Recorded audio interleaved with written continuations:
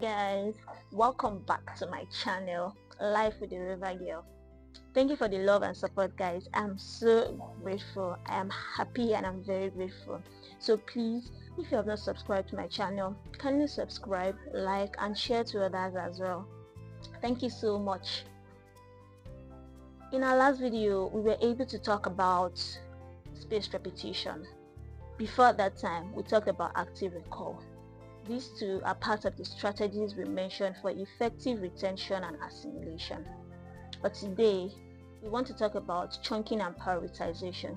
And first, we're going to mention what chunking is. We're going to also define what prioritization is.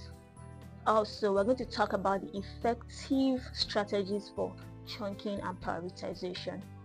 These three things are what we're going to be talking about today. So without further ado, let's dive right into it. Okay, so what's chunking? Chunking means breaking down work into smaller units, or breaking down your information into smaller units, or organizing them into categories or groups.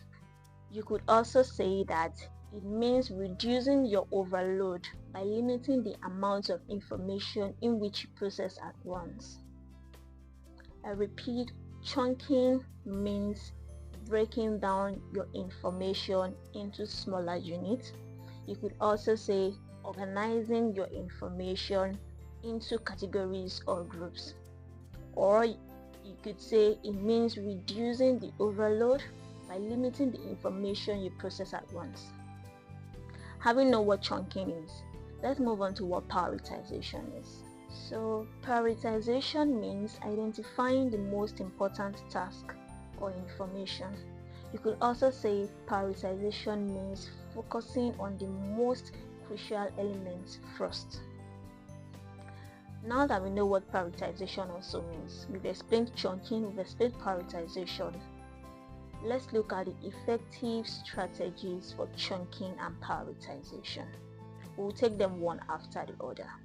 The first of this is categorization, which means grouping similar information together.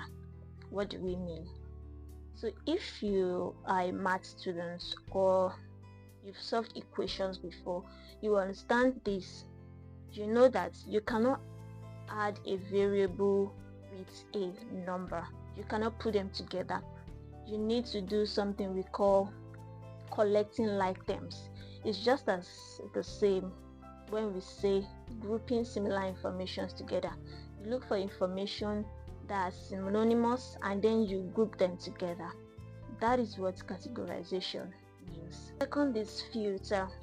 This means eliminating or discarding unnecessary information. What do we mean by eliminating or discarding unnecessary information? Sometimes when we study, you get to know that there are some things while studying that are really not necessary as you think. You need to be able to design this type of information and then discard them so that you do not add too much, then it now becomes very difficult for you to assimilate or retain them into your memory. Don't forget, what we were talking about from the start was that we need to retain information into our memory, be able to assimilate and retain information into our memory.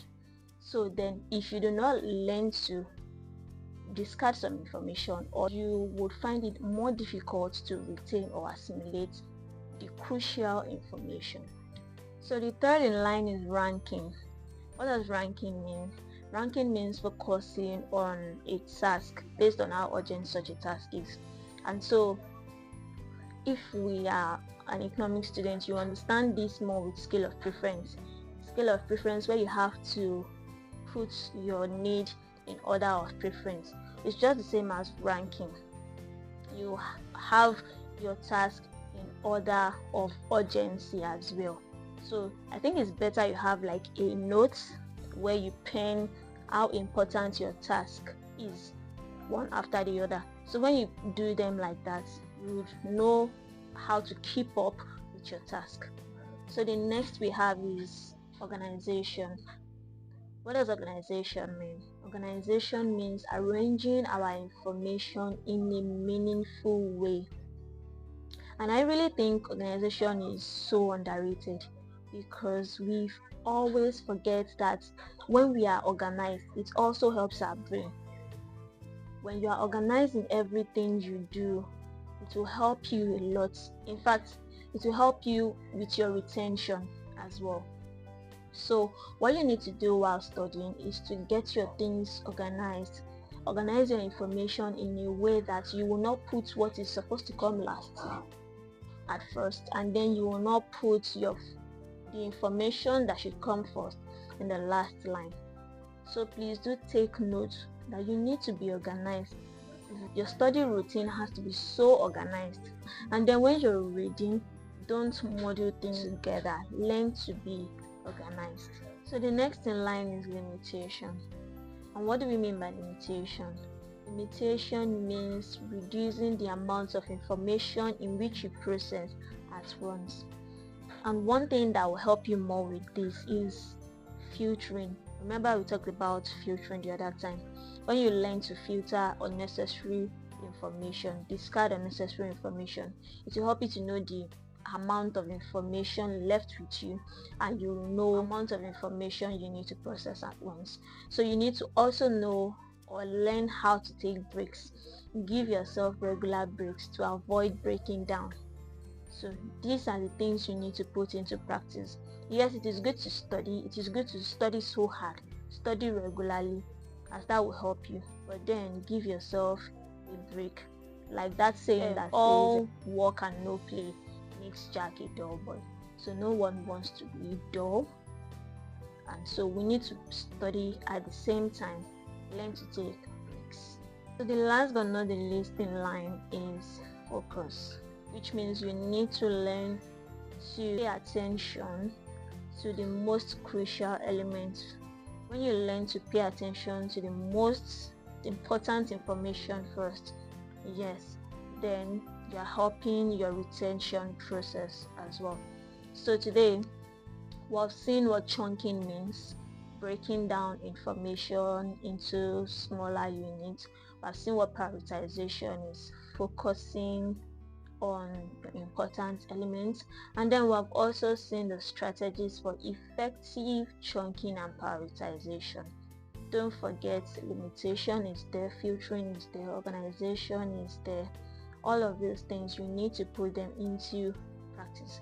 When you put them into practice, they will really help you a lot. So now let's go back to where we started from.